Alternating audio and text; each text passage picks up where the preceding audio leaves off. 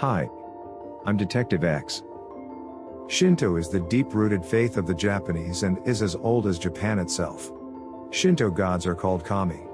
They are sacred spirits which take the form of things and concepts important to life, such as wind, rain, mountains, trees, rivers and fertility. Japanese believe that humans become kami after they die, and are revered by their families.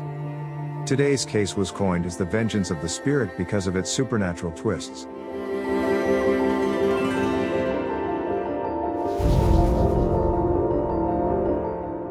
Miyako Hiroka was a promising young lady with outstanding academic achievements. She had always planned on taking an exchange program overseas. Since admission into the University of Shimane, she had moved from Kagawa to Shimane Prefecture, and stayed in the campus dormitory. Located in Shimane Prefecture in western Honshu, the university has 3 campuses. One in Hamada City, one in Matsue City and another in Izumo City. The tragic incident took place in Hamada City, the 3rd largest city in Shimane. While juggling university life, Miyako took on a part-time job in an ice cream parlor. Her workplace was about 1.2 miles from the dorm. The distance was not far, but there was a segment of road without street lights that Miyako had to pass through after work. This segment of road, cutting through the green belt, had no residence or building, so it was even more quiet and ghostly at night. It takes a lot of courage to walk there alone, especially at night. Initially, Miyako had a colleague who would go back together with her to the dorm after work. But the colleague quit later. So Miyako had to go back and brace the daunting path alone. According to her parents, Miyako had mentioned the intent to quit, as she was uncomfortable taking this route at night. Unfortunately, the timing wasn't in her favor. On October 26, 2009, Miyako went to work in the ice cream parlor as usual. When she got off work, it was already past 9 at night.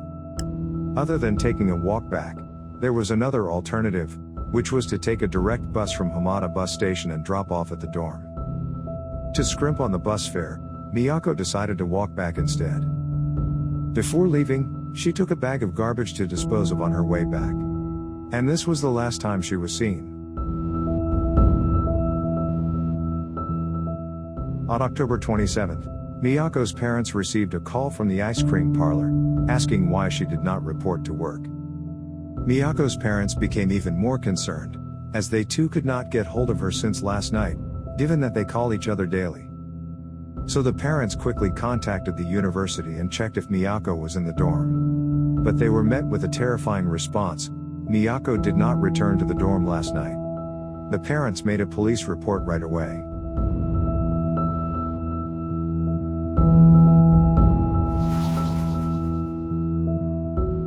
On November 6, 2009, a man collecting mushrooms found a severed head in a pile of fallen leaves under the cliff of Mount Garyu wedged between Shimane and Hiroshima. The face was unrecognizable due to severe injuries and decomposition. There were marks of stria and nail prints along the neck, bruises and marks of trampled on in the face. The victim was brutally beaten when she was alive. DNA analysis confirmed the victim was Miyako. This undoubtedly wretched the parents. The police cordoned off the area and did a thorough search in the area. They subsequently found Miyako's torso, left ankle and a thigh bone. Her other limbs couldn't be found. Both her breasts had been cut off, and internal organs hollowed out. The flesh appeared to have been scraped off the thigh bone, suggesting the perpetrator may have tried to eat Miyako's flesh. About 328 yards from the mountain entrance, the police found animal feces containing traces of Miyako's nails. The ghastly case rattled the entire society, with fear lurking and haunting the public as the killer remained at large. Based on the evidence, the investigator concluded that the time of Miyako's death was between October 26th and 30th. While the mutilated remains were found at Mount Garyu, it wasn't the first crime scene. The police believed Miyako was killed and dismembered somewhere else. Mount Garyu was only a dumping ground. The cause of death was most likely strangulation, judging from the stria on neck. But again, they couldn't rule out other factors causing her death as well.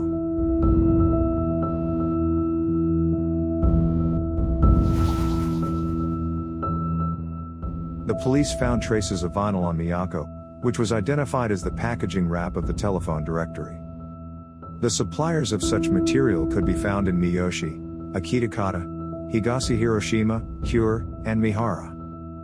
To investigate along this line was finding a needle in a haystack. Meanwhile, a resident in Mount Garyu provided a critical clue. He said some time ago around 9 at night, a car was speeding on the highway. After the incident, he had never spotted the car again. Due to the lack of surveillance cameras, no tangible info could be retrieved. The police combed through Miyako's friends and schoolmates, hoping to find if she had any feud with anyone. The general feedback about Miyako was a happy-go-lucky, humble and friendly person. Other than school work and part-time stint, she didn't hang out much with anyone, nor did she have any conflicts with anybody. Miyako had no boyfriend, so there was no relationship fallout. Judging from these, the case seemed to be a random crime. The police revisited the path Miyako took to go back to her dorm. According to a witness, he saw a young lady get on a white Toyota, which he was certain that person was Miyako. The car model was Toyota Mark II, a mid-sized sedan. The witness couldn't recall the car plate number. He saw the car sped off after the lady got in the car.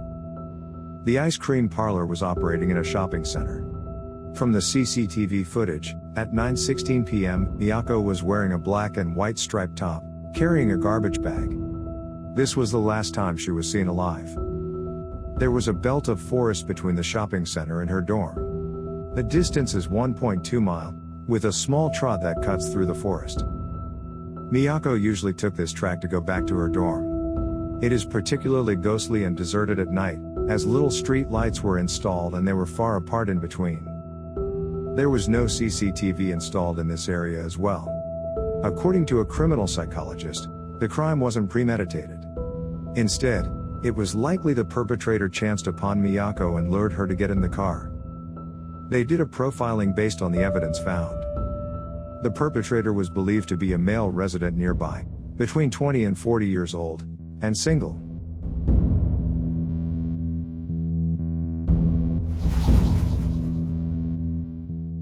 The case had garnered widespread attention because of its gruesome nature. People were paranoid as the cold-blooded killer remained at large. The police issued a warning to the students in Shimane University to stay in at night. The curfew of the university was even adjusted from 12 midnight to 10 p.m. The town council pressured the government to install more street lights and CCTV, and deployed more patrols at night, so as to pacify the residents. The case took a spooky turn during an on-site broadcasting. A lady voice was picked up in the audio. Let's take a look at the footage. 広島から捜索の最新情報の報告です。広島県北広島町の我流山の林道の入り口です。今日の捜索は午後5時で終了し、私の後ろに張られていた規制線も現在は解かれています。The voice was vague, but once amplified they could hear. This is so painful. Why was it me? On January 20, 2010, the police paid homage to Miyako, and vowed to bring justice to her and her family. But the killer seemed to disappear into thin air.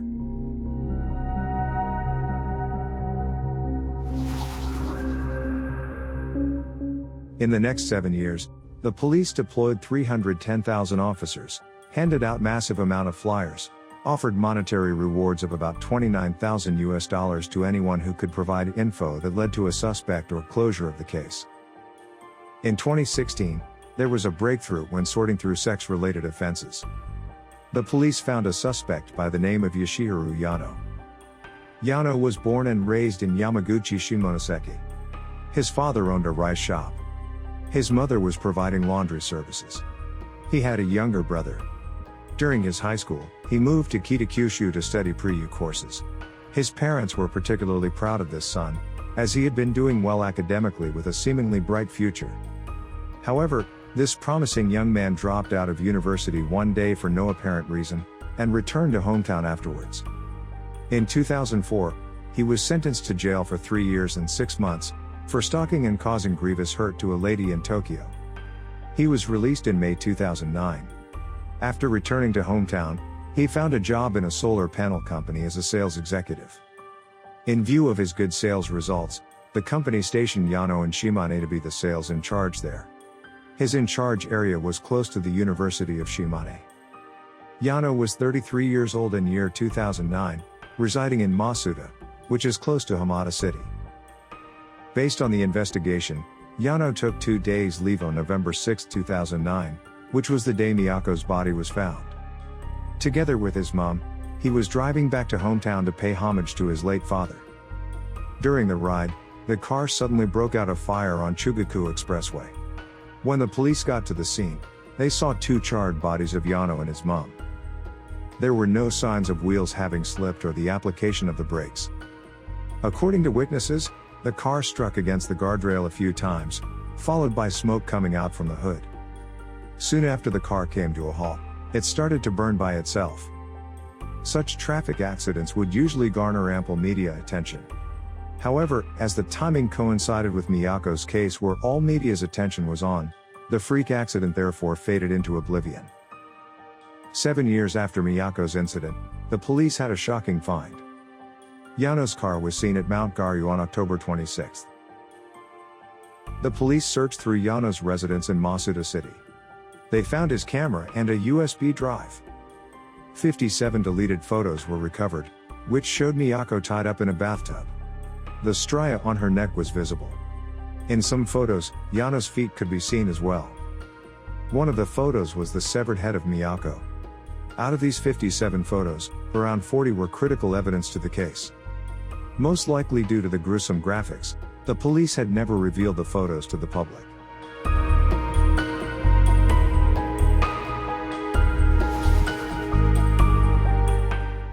On December 20, 2016, the police announced this case to be officially solved and closed. There was sufficient evidence confirming Yano was the murderer of Miyako. In January 2017, the local prosecutor announced that they would not press charge against Yano for murder, corpse mutilation and abandonment, given that he had already died.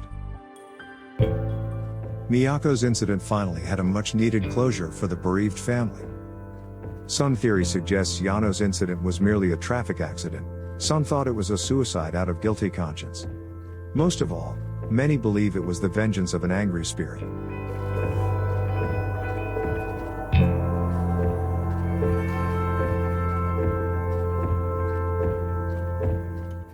What goes around comes around. Karma works in mysterious ways. She may take her time, but she never forgets. I'm Detective X. See you in the next video.